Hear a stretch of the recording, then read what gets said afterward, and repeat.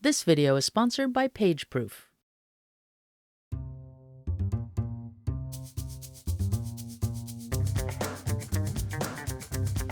Hello, creative friends. I'm Khara Plicanic, and today we're going to take a look at working with gradients in Photoshop.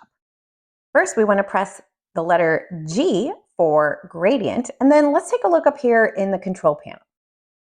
You'll notice we've got two options in this drop down here. We have gradient, which is the newer version of this tool, and we have classic gradient. If you've worked with gradients before, this one is going to be familiar to you, but the newer version of this tool is really great because it's non-destructive and live, so you can much more easily edit it. So for most cases, that's what you want to select. Here we have a drop down with a number of preset gradients. So when you first open this, everything will probably be collapsed into these different color groups. There are a lot of beautiful options here, so I definitely encourage you to explore these. While we're here, I just want to point out the options in the basics folder because they're super handy. This first one here is foreground to background. So the colors that you see here are based on whichever colors you currently have selected for your foreground and background swatch. This is super handy because if working with gradients is just not something you want to mess with, this is a really easy way to create a two-color gradient without having to really work with the gradient editor at all. You could just pick a foreground color, pick a background color, come up here to the presets and choose this first option right here. The second option is your current foreground color blending to transparency. And the third option is just a good old-fashioned black to white gradient. So I'm going to explore the purples tab here, and we'll just grab this one here. So I'm going to double click on it to select it and close that panel. Here we can tell Photoshop what style of gradient we want to work with. These first two are probably going to be the most common, linear gradient and radial gradient. We'll look at this reverse option in a minute. For now, it can be helpful to turn on dither to avoid color banding.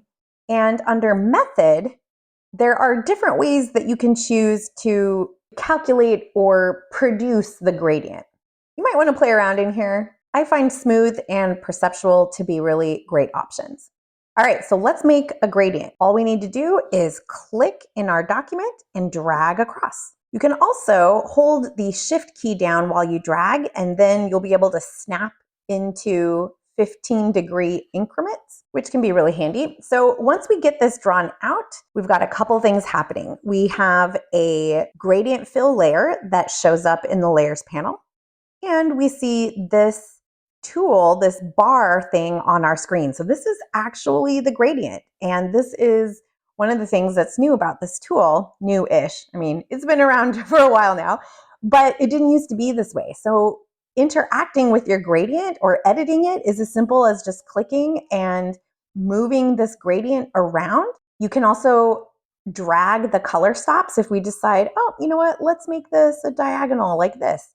We can do that. If we want to shorten the span of the gradient, we can just drag it like so, and we can move the midpoint slider around. If we want to add another color to this, all we need to do is click not on the line and not super far from the line, but right in this sweet spot where you see this arrow with the plus. And if we click, then we get an additional color stop. To change the color, we just double click, pops open the color picker, and we can pick a new color. If we want to change any of the colors, we can just double click on them. Maybe I want a lighter pink and click OK. I'm going to drag this back here so we have a smoother gradient and maybe stretch it out a bit more. If you decide you want to get rid of a color stop, click and then pull away to pluck it off the gradient. So what's super cool about the way that this tool works now is that all of these changes and edits are live and non-destructive. So we also have the thumbnail over here in our layers panel on our gradient fill layer. And if we double click that, you will see the gradient fill dialog with some other really handy things. For example, when this is open, if you drag the gradient somewhere off screen and you just want to reset it, we can click Reset Alignment. You also have this option here where you can fit the gradient to the document. Adjusting the scale is a handy way to either shrink it down very tiny, something like this, or scale it up for a more gradual transition. If you want to edit the gradient itself in the gradient editor, like the way you may be used to, just click on the gradient right here, and that will bring up the gradient editor. Another way to work with the gradients is using the Properties panel. So if you don't have that active, you can grab it from the Window menu by choosing Properties. And here we see much of the same controls. Plus, you have the ability to adjust the opacity of the gradient. So we could adjust this down so it's going to go from blue to transparency. So you have some options here to play with. We can also add colors right here in the Properties panel. So once I click to add the stop, if I double click, I can come back in here and pick that yellow after all. If we're looking at this and thinking, oh, I wish I would have drawn it in the other direction, you could take these stops and, shuffle them around and do this, make yourself dizzy. But an easier way to reverse it is to use this reverse option here. Just clicking that will invert the gradient. It's the same option that you'll also find up here in the control panel.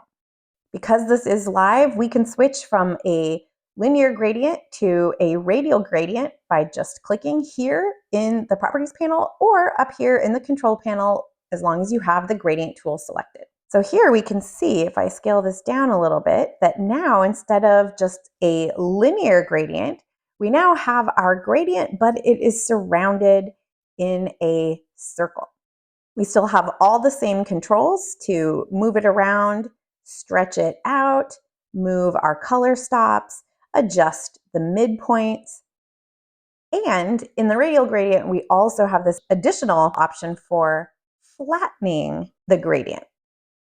I'm going to take this back to a linear gradient and bring it back like this, unreverse it. And I am really liking how this looks. So what I'd like to do is save this as a preset. So down here at the bottom of the Properties panel, one way to save this is to click Save Preset, and we'll give it a name, Happy Dance. And then we'll click OK. Now, where did that go? That is now up here with all of our presets. So if we scroll to the bottom, I can see it right here. And if I hover over it, we can see it's called Happy Dance. In addition to finding your presets up here, you'll also be able to access it from the top of the Properties panel. Now that you see how easy it is to work with gradients in Photoshop, you can really appreciate the way that it used to be. If I grab the gradient tool and switch from gradient to classic gradient, and now I click and drag, you can see the difference. With the classic gradient, you just get a pixel layer and there's no gradient to edit. It's just here. So if we want to redraw it, we have to literally click and drag again. And now it's redrawn, but there's nothing to edit. You have to just recreate it every time. And when you redraw it, it replaces what you previously had. So for that reason, most of the time, you're probably just going to want to work with the regular gradient instead of the classic gradient. I'm Khara Plicanic, and I hope you find this helpful. I will see you next time, and until then, happy Photoshopping. Well, I hope you enjoyed this video. If you did, be sure to give it a like and subscribe to our channel. And for thousands more how-to articles and tutorials, visit our website, CreativePro.com, and become a member today. Thanks for learning with us.